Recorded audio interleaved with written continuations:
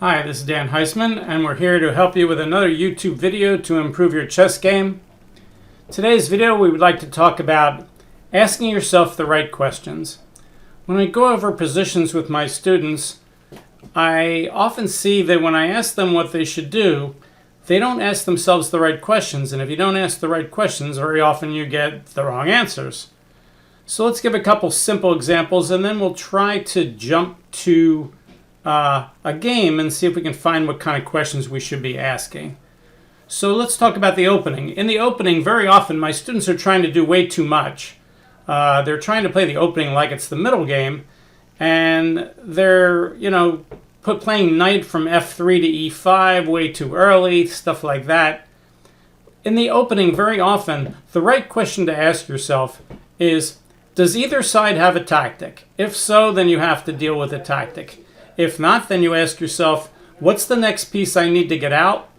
And where do I need to get him? And how do I get him there? Sometimes you can't get him there in one move. Sometimes you have to move a pawn, or maybe you have to move another piece out of the way. But you've got to get the idea is to get all of your pieces into the game. If you were a basketball coach, you had 5 players, you're going to get all 5 players on the court at the start of the game. If you're a chess player, you're allowed to use all your pieces. You're allowed to castle. So you're going to castle and get all 7 other pieces on the back rank doing something. So that's going to be the right question. Who's next and where does he go? How do I get him there? If you're looking at a position where you could take off a lesser piece with a greater piece and that would give up material, a lot of times my students ask themselves the question, if I play rook takes knight, rooks are worth 5 and knights are worth 3. 3 minus 5 is minus 2. I'm losing 2, so that means I shouldn't take off the knight. Well, that's the wrong question. The question they're asking is, are rooks worth more than knights? And the answer is yes. But the question good players ask themselves to avoid quiescence errors are, if I consider giving up that rook for the knight, are there any further checks, captures, or threats that are worth investigating that might make it worth my while? If the answer is no, then they reject rook takes knight. If the answer is yes, after rook takes knight, let's say pawn takes rook, they have some more checks, captures, and threats that are very interesting, then they're going to investigate further. They're not just going to stop and say rooks are worth more than knights. So the lower rated players are asking themselves the wrong questions. They're just asking whether rooks are worth more than knights.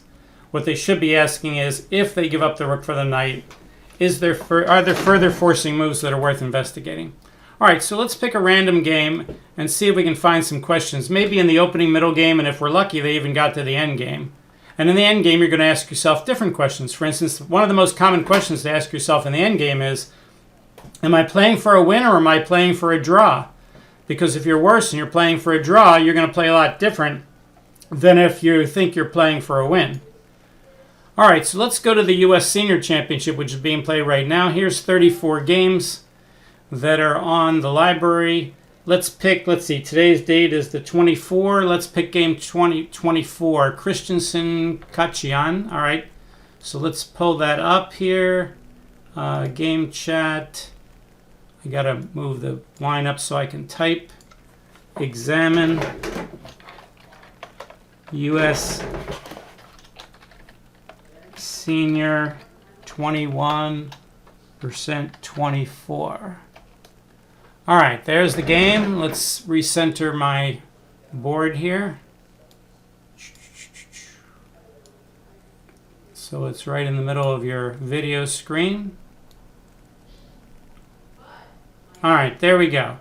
All right, so let's go to an opening position and ask some questions. Then we'll go to the middle game and let's even see if they got to the end game. All right, so let's see what kind of opening we got. C4, E5. In the opening here, the grandmasters are asking themselves, all right, what opening do I want to play with white? What variation do I want to play? When white plays C4, black's asking himself, what defense against the English do I want to play today?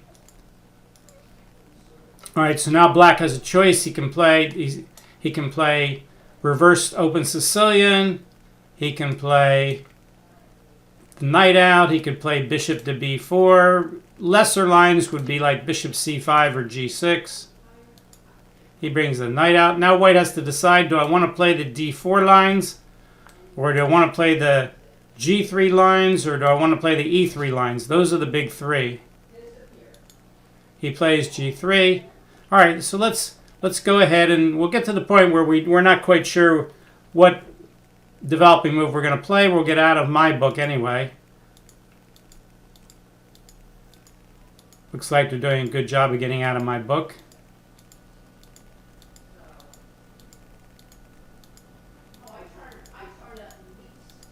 Okay.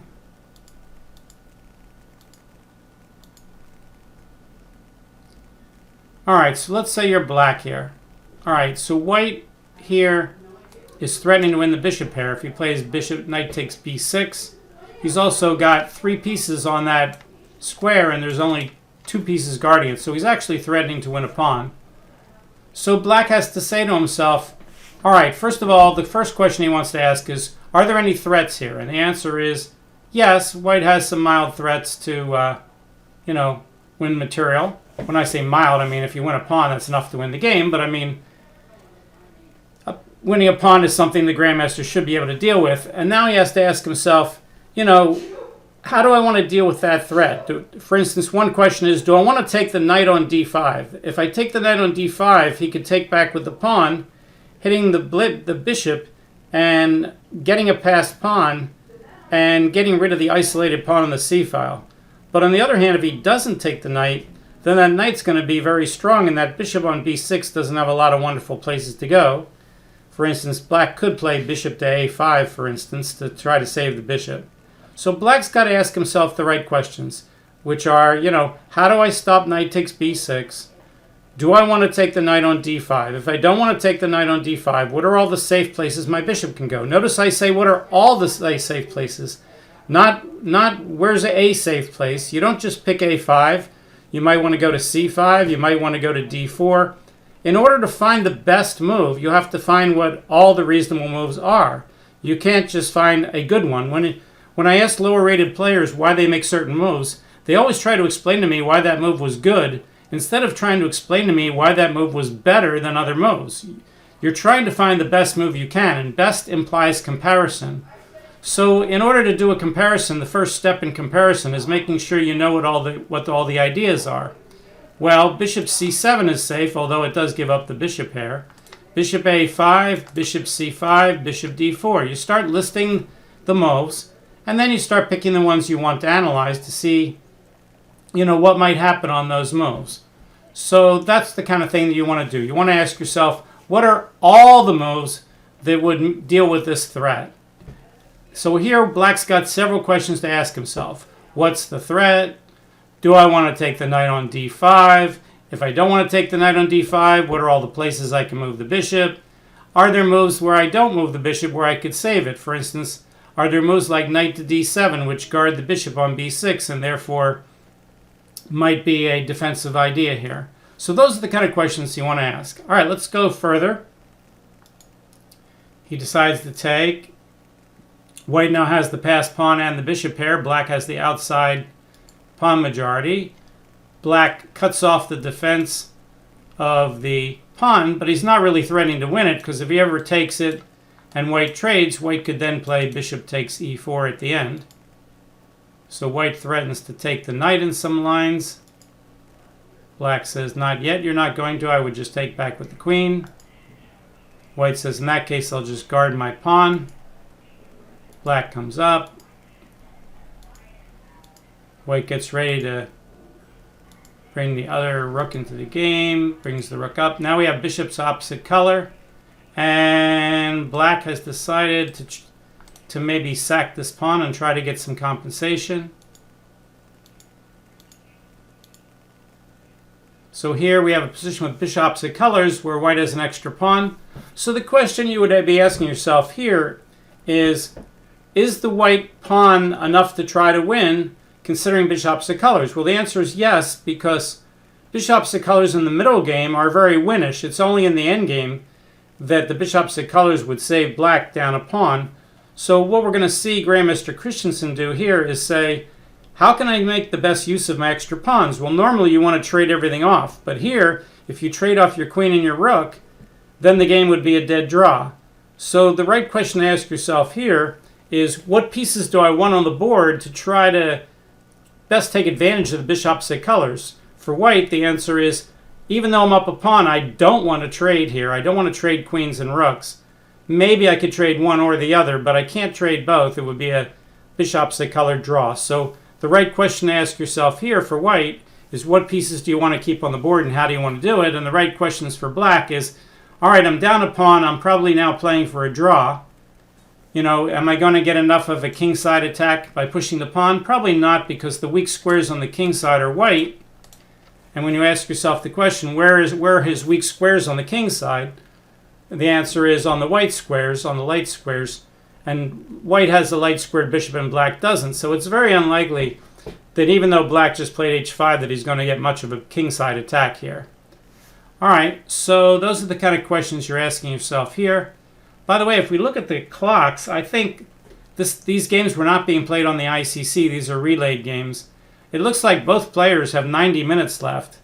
I kind of doubt this is a book position in a 90-30 game, so I kind of think that the relay times here are probably not correct. All right, so white plays queen back, queen e4, bishop g2, rook d6, queen e2. There's that h4 move we were talking about. So here the question to ask yourself is it worth winning a pawn if it doubles and isolates my rook pawns? And a further question would be, if I do that, could I hold on to that pawn? And the answer is probably not. If white plays g takes h4, black can always play a move like rook to h6, and that pawn is immediately a goner. So it's not just that you're winning a pawn when you play g takes h4. The right question would not only be, are my double isolated pawns weak, but could I even hold on to the pawn such that it would make any sense? And the answer is no. So I'd be shocked if Grandmaster Christiansen took the pawn here. Okay, let's go a little further. Queen g4. Is he threatening to pick up a pawn here with queen checks on c8 and queen takes b7? The answer is probably. He's also threatening to play queen h4. Black says, I'll take you first. White takes back toward the middle. That's the way you usually take. Keep all your pawns together. There's some endgame positions where you take toward the outside, but here, of course, you can't do that because queen takes e3 check or bishop takes e3 check. He's got to leave the pawn on f2, guarding the pawn on e3. White's still threatening queen to c8 check. Black counterattacks with rook f6 and says, go ahead and check and see what I care. Maybe in some lines he's threatening rook takes f2, followed by queen takes e3. So Grandmaster Christiansen would have to say, why is he letting me check and pick off that pawn? And the answer is he'd have to analyze queen c8 check, king h7, queen takes b7, rook takes f2, rook takes f2, queen... Well, if he plays king takes f2, queen takes e3 as mate, there's a mating pattern there. If he plays rook takes f2, then queen takes e3, and can that queen on b7 guard the rook on f2? And the answer is no. So we could show that line now. Queen checks, king here, queen takes, rook here. Why else would he have allowed him to take the pawn? We can't take with the king, it's mate. So we have to take with the rook, and now queen takes. You don't want to take with the bishop to pin the rook. You want to take with the queen so both the queen and the rook, the queen and the bishop are hitting the rook. And now there's no moves. Oh, well, I was wrong. He could play queen here. But now, let's see. Can we play queen checks and then take the rook? No, because he has the bishop in the way. Oh, this is interesting then. So in this position, if black plays bishop takes, white can still take with the queen here. So there are some possibilities here after rook takes f2 for white to defend. I don't know if white feels like it's worth it or not. Let's see what happens in the game. White says, forget it, I'll just guard that square, so now that queen here will lead to mate. And black says, all right, well in that case, I'll play here, and now you surely can't take the pawn because I can just take your bishop. So why is that bishop on e4, Mr. Christiansen? And Christiansen plays king to g2. Now he could put his rook on h1 and get his queen on the h-file and go for mate down the h-file. King comes up. rook to e1. Aha, mysterious rook move. Taking the rook off the f pawn, not putting it on the open h file, putting it on the e file. So let's see what he's getting ready to do. So again, the question I would ask myself when somebody plays rook e1 is, what are all the things that move does? Well, it gives up the guard on the f2 pawn and it guards the e3 pawn, but the e3 pawn was already guarded by my pawn. Does that mean he's threatening to move the bishop out of the way and then push the e pawn down the board? I guess that's certainly possible. What else would he be trying to do here? But he can't move the bishop out of the way and then play e4 because then black would have rook takes f2 check. So that move is a mysterious rook move for me. All right, so that's the question I would ask myself here is, what's white planning? Why did Grandmaster Christiansen play rook e1? Let's see. Bishop c5, just waiting. Bishop f3. I see. So once he puts the bishop there, he's blocking the rook. So now the pawn can go up because the rook's not on the f2 pawn anymore. All right, so black says, well, you're not going to push the pawn now because I've got the queen on all these. So here white would probably play something like rook e2 to guard his a pawn. Okay, queen there. So here the kind of question you would ask yourself if you're white is, and I'm sure the times are wrong now, so these are just relay times. I'm not sure what happened. You know, these games aren't played on the ICC, I assume, so they're just relaying from somewhere. So the question I would ask myself here is, I'm white, I'm playing for a win, I have an extra pawn. How do I get my pawns rolling so that, you know, I can make some serious winning chances? Because my extra pawns are the ones in the central files. So I need to play something like e4, e5 in order to make progress. But can I do that right now? For instance, if I play e4 and black plays something like bishop to d6, then he's blocking the e5 square with a bishop and a queen, and it's hard for me to guard that square multiple times and keep pushing the pawn up. But can I do that? Because if I can do that, I can try to win. If I can't, then it's going to be very difficult to win. All right, the rook hits the bishop. Black simply guards it. White plays the queen over that side. The rook blockades the pawn.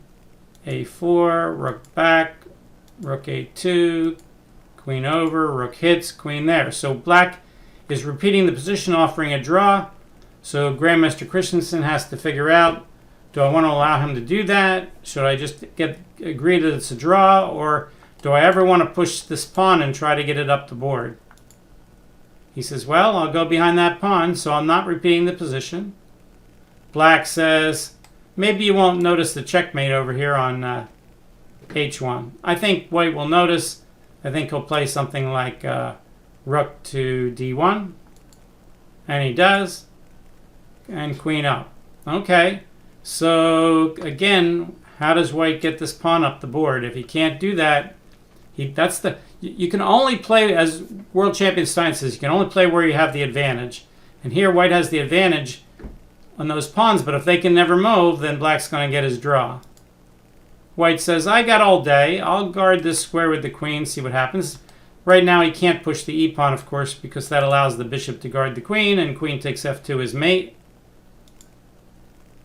Black says, well, I can see you're not going to do that, so I'll bring my rook back just to blockade the e-file. White moves the king. Black says, would you like to trade queens? Bishop opposite color endgames are even better than bishop opposite color middle games. So now Larry Christiansen has to ask himself the question, okay, if my opponent's offering to trade queens here, is that acceptable to me? Could I win with the rook and the bishop against the rook and the bishop? If I trade the rooks also, it's certainly not. Now, a lot of my lower-rated students make the big mistake of saying, gee, just because my opponent wants to trade queens, therefore I don't want to trade queens, so I won't trade queens. Well, that logic isn't very good. Sometimes it's true, but a lot of times it's not. Suppose your opponent's not very good and he offers to trade queens when he shouldn't, and it's a blessing for you and you should trade queens. Well, you don't want to not trade queens just because your opponent offered to trade queens. Now, these guys are grandmasters, and obviously Khachiyan,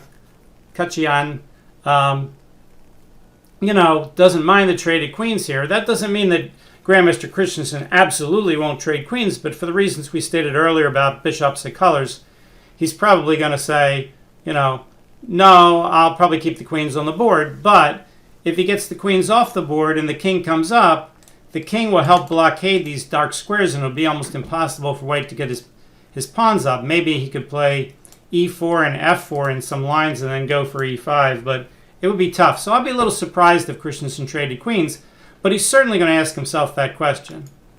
And he says, go ahead and trade queens. He says, I have finally got my pawn up to the 6th rank. Maybe I can make some progress now.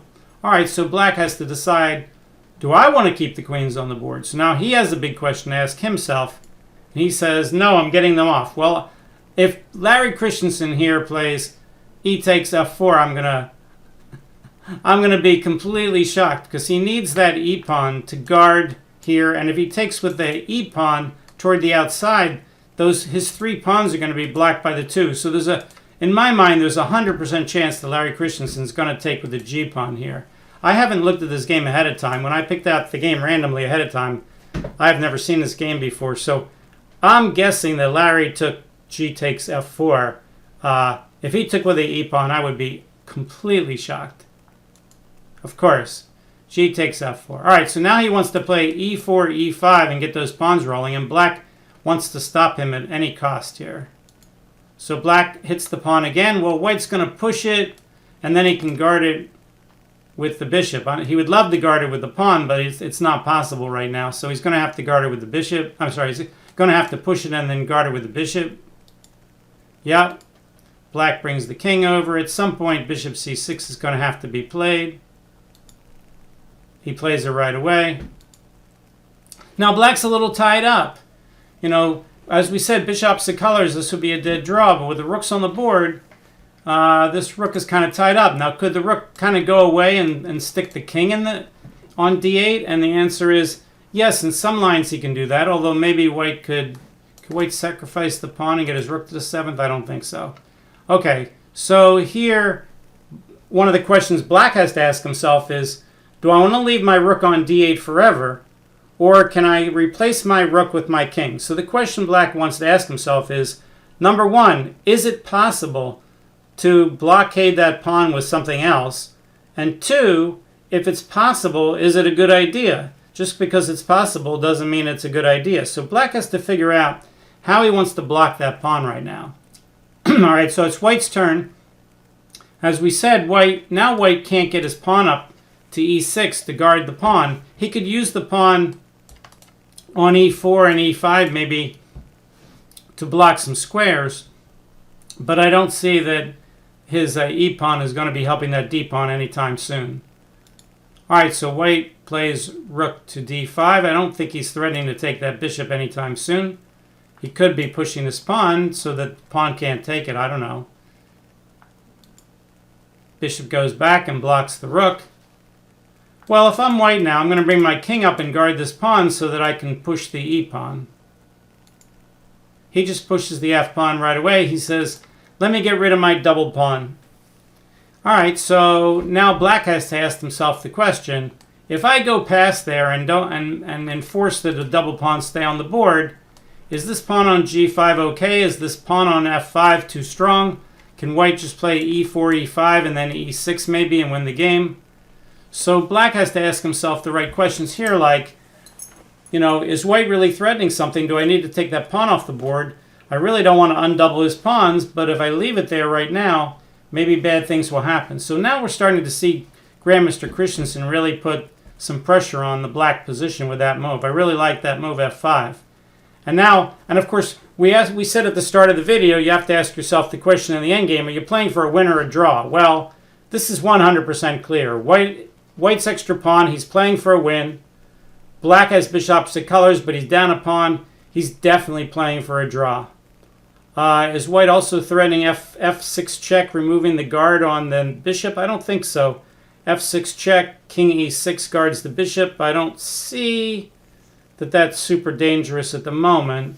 So I don't think f6 check is a threat. But the threat of playing like e4, e5, and then maybe e6, not sure about e6, but in any case, white's would love to get rid of his double pawn here. So black takes. I assume white's just going to take with a rook. And he does. Now he could bring the other pawns up, and he also wants to bring his king up. So this is like a puzzle. Black's saying, I'm going to just do nothing and blockade the dark squares, and white says, all right, if black does nothing, where would I put all my pieces? Where would I put my king? Where would I put my f-pawn? Where would I put my e-pawn?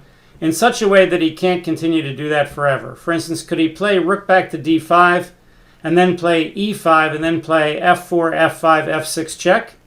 Maybe. Or maybe he could play f5, e5, and then play e6 in some lines. Or maybe he has to bring his king up to the f5 square. So he has to figure it out like a puzzle. Where do I want all my pieces to go?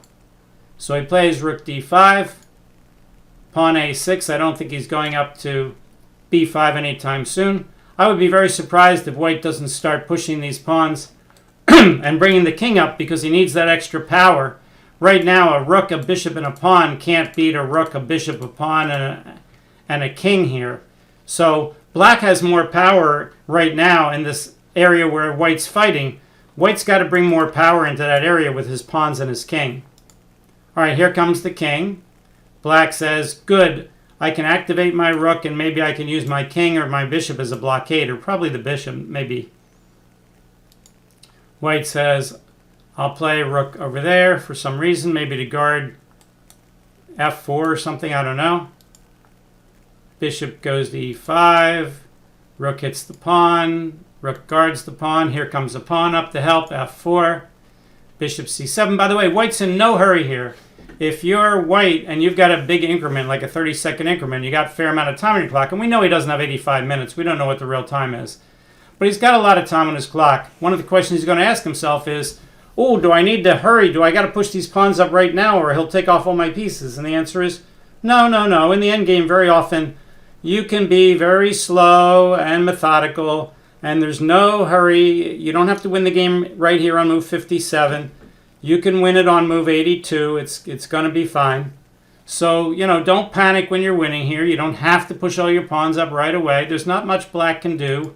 White can take his time and make some progress. All right, so black says, I'm going to get my majority rolling. And white says, but can't I just win that pawn by attacking it twice? And black says, well, yeah, but if you take it with the rook, I get my bishop opposite colors, even though I'm down 2 pawns, which is probably a draw. But if you take it with a bishop, I got your rook pinned. So black says, go ahead and take it with the rook, because if you take it with the rook, I'm going to trade off. And white says, no, no, no, I'm not giving you those bishop opposite colors, even up 2 pawns. I see it's a draw. Black says, let me get my king up. White says, I'm making progress, but black says, I still have 2 pieces guarding this square. So he blocks it with the bishop. And white says, oh, good, let's get rid of the opposite color bishops. I'll take your pawn. If you take me, I'll take your bishop. And I'm up 2 pawns in a rook and pawn endgame, not bishop opposite colors. And that's what happens. Now this pawn is in trouble, but white's hoping to get this pawn while black's getting that pawn. So black says, I'm going to try to stop you from doing that as best I can. And white says, okay, let me bring my king up first. If you ever go after this pawn, if you take it with the rook, then I'll trade into a king and pawn endgame that's winning. So the only way to win this pawn is to take it with the king. So the king's going to have to go back and attack the rook.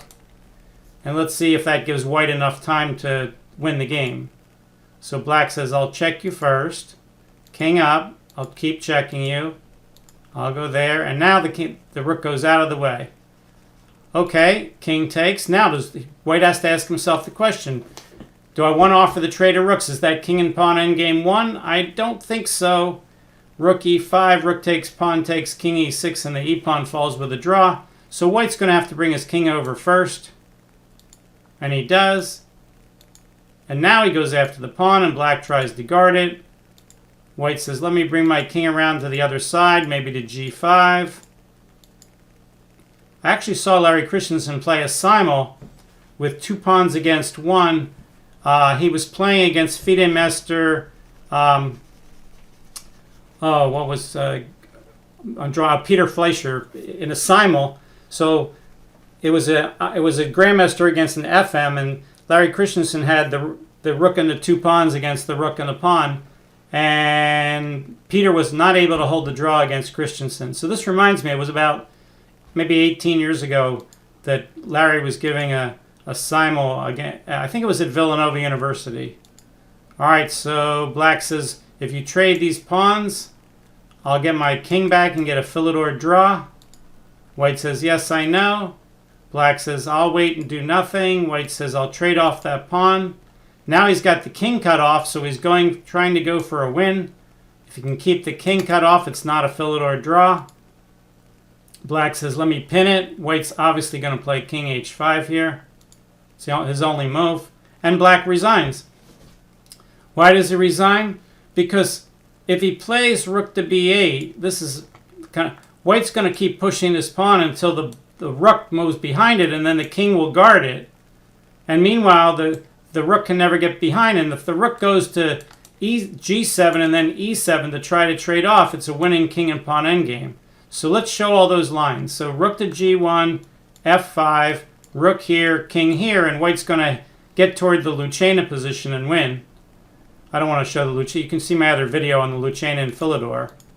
And if Black plays here, and White plays here, and Black plays here so he can get the king over, then after rook takes king here, White's winning also. So that's why in this position, Grandmaster Khachiyan resigned. He can't get his king over. The only way to get your king over when the rook's blocking it off is to create a barrier with the rook, and that offers a trade, and he can't do that. And getting the rook behind the pawn allows the king to come in and guard the pawn, and then the king can get in front, and then we have the classical. So everybody recognizes, oh, this is probably going to become a Lucena. Not probably, I mean it will if Black plays rook to g1. And in that case, White's going to win. So we'll ask Stockfish. We'll ask him the question, is this winning? Is this going to be a Lucena? He says, yep. Rook g1, f5, rook f1, king g6, just like I said. King d6 waiting, f6, rook checks, king f7, rook f1, king g7, he's going to triangulate up to f8, king d5, rook e2, rooks move as far away as possible, king d6, f7, rook checks, king f8, and now let's say he waits. Let's say Black plays king here, then you check. Well, he gives him the check here. If he plays over here, that's when you play rook to here. There's the bridge move. Rook g3, here, check, here, check, here, check, here, check, here. And that's what they knew, and now it's mate in 9.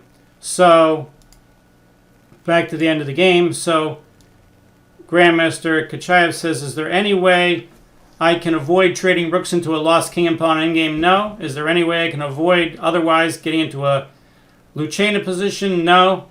Okay, well, let me take a few minutes and make sure that's really true. If it's really true, I know that, Christiansen knows that, then I'm going to have to resign. And that's what he did. So today's video was ask yourself the right questions. Please tell your friends about my channel, Dan Heisman Chess. If you want to like the video, great, you can like it, or you can subscribe to the channel, or do all three of the above. Thanks a lot. We'll see you next time. Bye.